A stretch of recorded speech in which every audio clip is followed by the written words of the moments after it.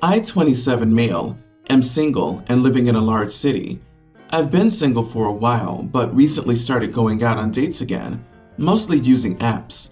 I have 4 really close friends that I've known for years. 2 of them are dating each other. We'll call them Ben and Zaria. Zaria, 26 female, has been my friend since college and she works as a nurse. She constantly asks about my dating life, as I'm currently the only single person in the group. So she said she wanted to set me up with her coworker, Lauren. She showed me pics. She seemed cute enough. Zaria did say Lauren had a kid, which normally would be a deal breaker. I don't date moms typically, but she was cute, so we started talking for a few weeks. We spoke for about 3 weeks until we decided to meet for dinner last Friday. We set plans to meet Friday at 8, on like Monday of that week. So Friday comes. The conversation flowed normally. We had very, very good texting conversations, deeper than getting to know you type of convos. When I arrived at the restaurant, she texted me that she was running late. She showed up 25 minutes late. I was waiting at the table and she apologized and sat down. We talked for a bit, and everything felt awkward, like the conversation wasn't flowing as it had in the text. I try not to be judgmental, but she wasn't even dressed up. It looked like she had just left a gym class. We were at a nice brewery, and she was wearing yoga pants and a tank top. I don't think she did her makeup or anything. The waiter comes by and I just ask for water. She orders 2 shots for us, then proceeds to order the most expensive cocktail on the menu. I was already feeling funny about the whole thing, but then we started talking about what we wanted to eat, and she said she wanted a steak. And then she ordered some charcuterie board that was like $30 for an appetizer. I'm not broke and don't mind splurging on dates, but I'd seen enough and excused myself for the bathroom. I then walked out to my car and left. I blocked her phone number. Well, my friend Zaria lost it on me this Sunday, saying she heard what happened, and it was rude and embarrassing. It was wrong to stick her friend with the bill for my things too. I said I only ordered 1 beer while there. I didn't order food before I left, but I'll gladly Venmo Lauren the $6 for the craft beer, but I'm not apologizing for leaving the date. I explained all of what happened, but Zaria being a girl didn't get it. My other friends think I was totally right to leave, but am I the idiot? You are the idiot. You make an excuse for why you have to leave, instead of sneakily running away. You're a 27-year-old man who doesn't know how to communicate. You tell her you're not feeling the date, offer to pay for your part, and then leave. You don't run away because you can't handle confrontation. Jesus. So you spent 3 weeks conversing with this woman to walk out without a word and block her? Wow, that's cold. You have terrible communication skills that won't work in any relationship situation. Can't imagine why you're single. Oh gee, golly, did you wear makeup? I love how you just assumed that she wasn't planning to pay for herself and bounced, leaving her to pay for you. So what if it was just a $6 beer? It's incredibly rude. And complaining she didn't put on makeup? Yep, prime idiot dude. And single for a reason. A lot of reasons actually. My late husband, Adam, 36, passed away a month ago. I live in the house that he owned. I still need to do something concerning inheritance. Unfortunately, his brother lost his job and place and moved in with me a week ago. I have to admit I wasn't too pleased to have him move in with me, but I had no choice after I got talked into it by family, and since we had the chance to help each other grieve. Here's the situation. He started randomly walking into the bedroom and excusing it as needing to borrow something from Adam's closet. He wears his clothes and even started using his stuff, razor, laptop, etc. He also got his hands on his piano, which to me felt disrespectful because Adam wouldn't want it touched or moved. I tried to have conversations with him about what's allowed, what's not, but he'd throw the "would Adam want you to treat me like that?" line at me. It made me feel frustrated. I started contemplating telling him to leave. Now the current conflict. I finally opened Adam's closet and found a box full of wrapped gifts. I read the paper at the bottom, and he wrote that he had given me a gift for next year's occasions in advance, since he knew he wouldn't be around much longer. I was absolutely stunned. I looked at the gifts but didn't open them. There was a gift for my birthday, Valentine's, our wedding anniversary, Christmas, and so on.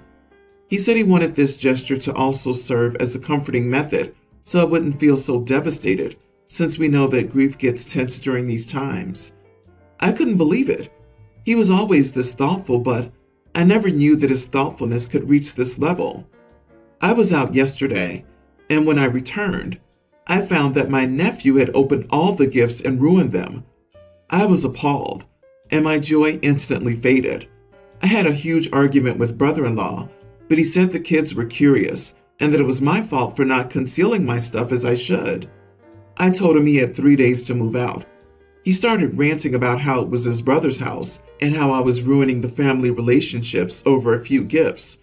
Mother-in-law got involved and took his side, saying he's grieving and this is his brother's house and that I'm acting unhinged. Am I the idiot?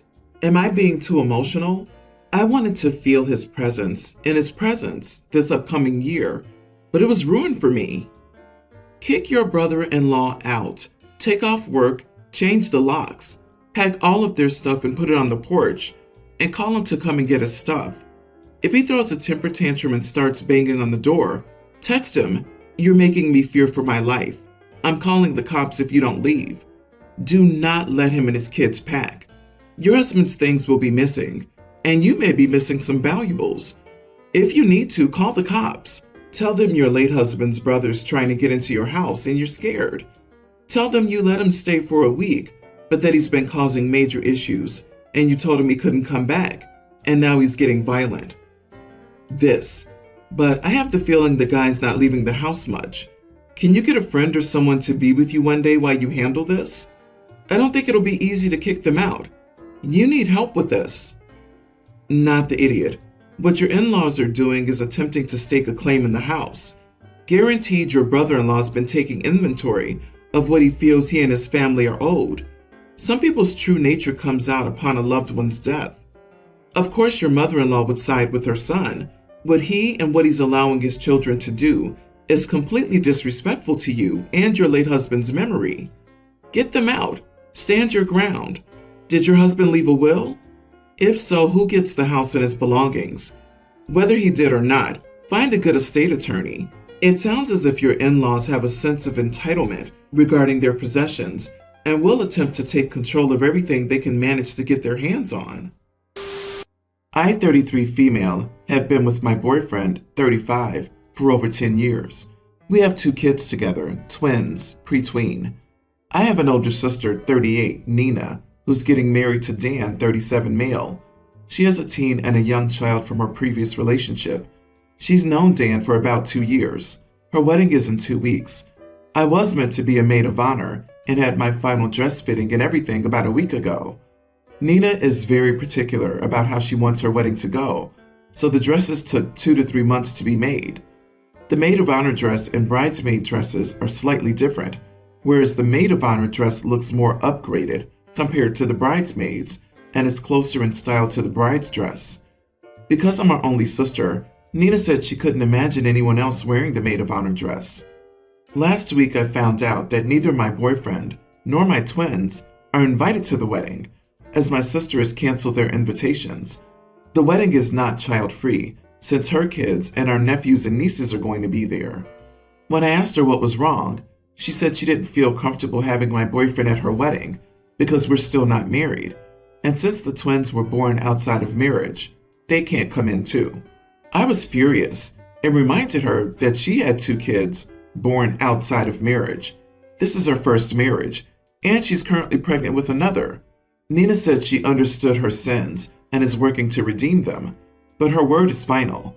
So, alongside with a few others, the bridesmaids pulled out from the wedding and told her we wouldn't be coming since Nina decided to uninvite our boyfriends and kids. I've also said I will not give her my maid of honor dress either, since I've fully paid for it and all the fittings. My sister called me an idiot and is asking our parents to do something since she can't have another maid of honor, and the dress will take too long to make, and everything's already fully paid for. Am I the idiot? Not the idiot. She messed around and found out. And what the heck? Who does this? Did she have a sudden awakening a couple of weeks ago, before the wedding? I hope her faith is enough to sustain a major loss in her life.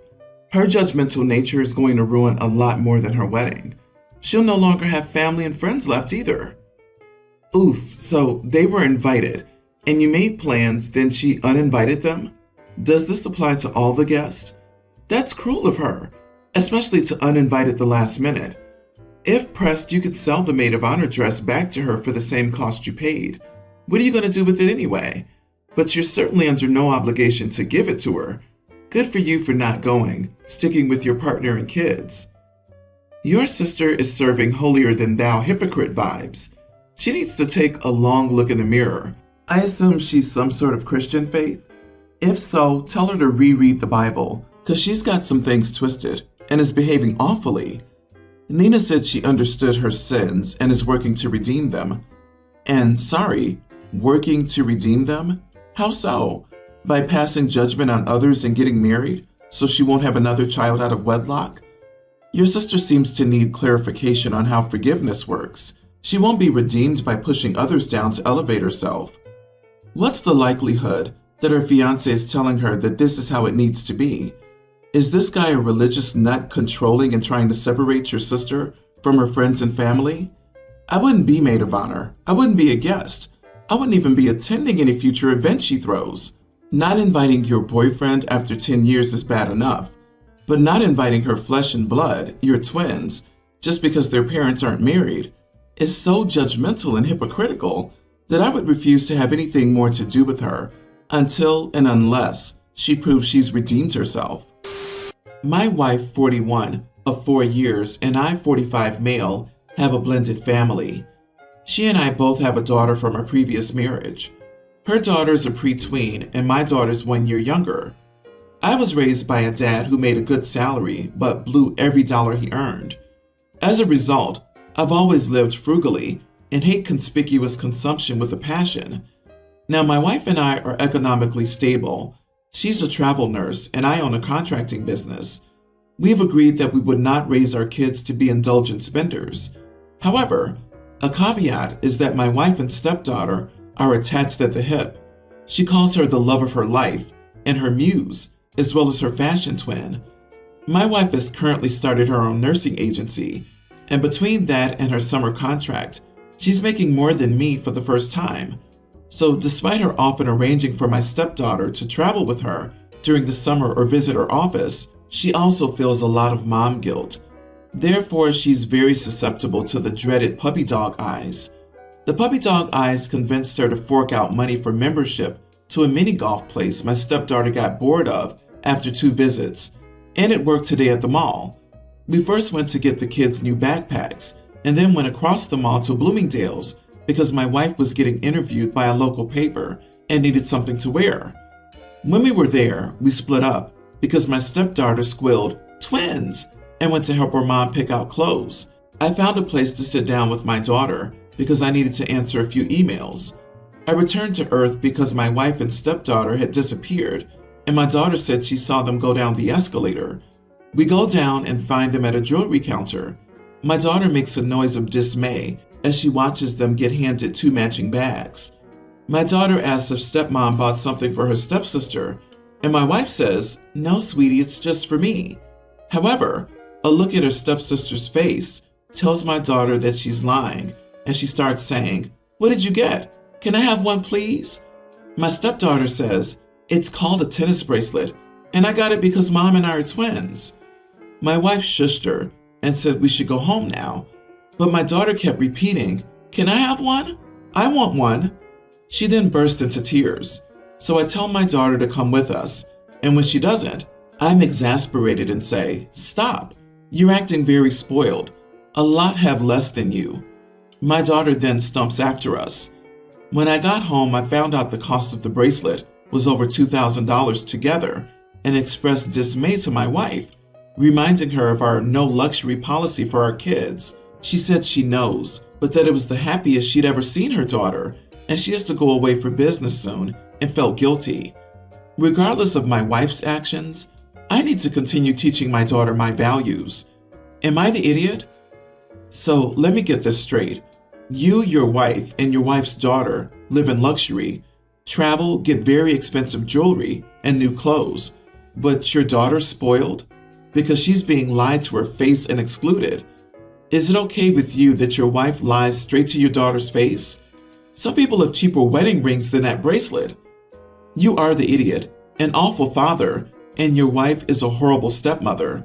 I hope you like your stepdaughter, because your daughter will remember this. Not to mention how this particular incident played out. Stepmom and daughter head off together to bond as twins, while you ignore your daughter to answer emails. What values do you think you're instilling? That no one in her family values your daughter? Job done. Basically, you're telling your daughter that she's wrong for feeling excluded, when that's precisely what your wife and daughter are doing. Your wife has never accepted your daughter, and she never will. So you will continue living in some fool's paradise, demeaning and devaluing your daughter.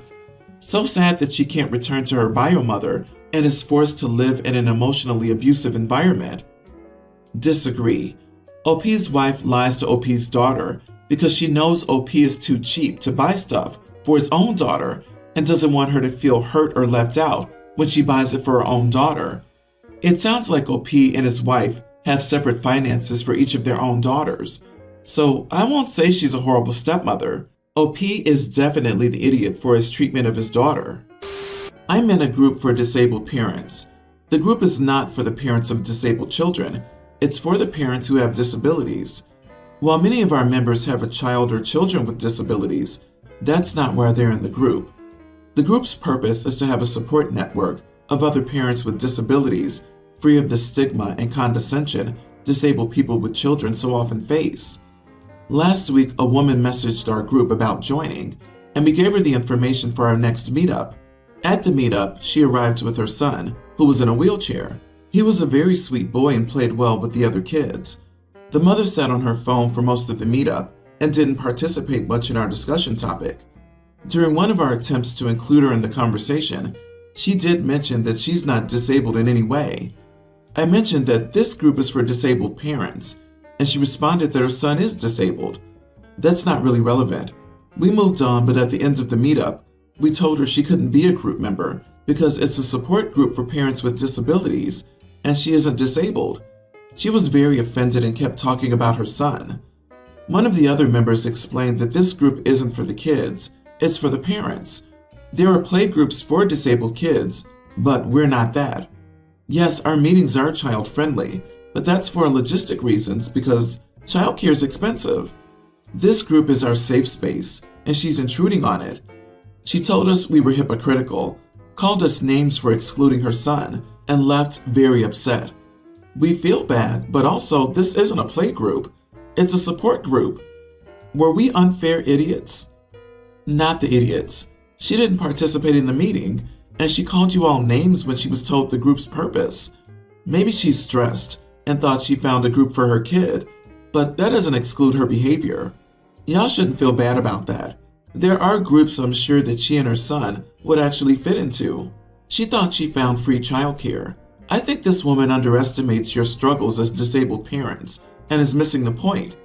The fact that she said she had no disability when you tried to include her in the conversation also is a red flag of ableism. You were 100% right to kick her out. She was invading your safe space. It's called selective listening. Narcissists are fantastic at this. It doesn't matter what words are coming out of your mouth or others. They only hear what they want to hear. Then when confronted, the blame is always put on someone else. Ignore it and move forward.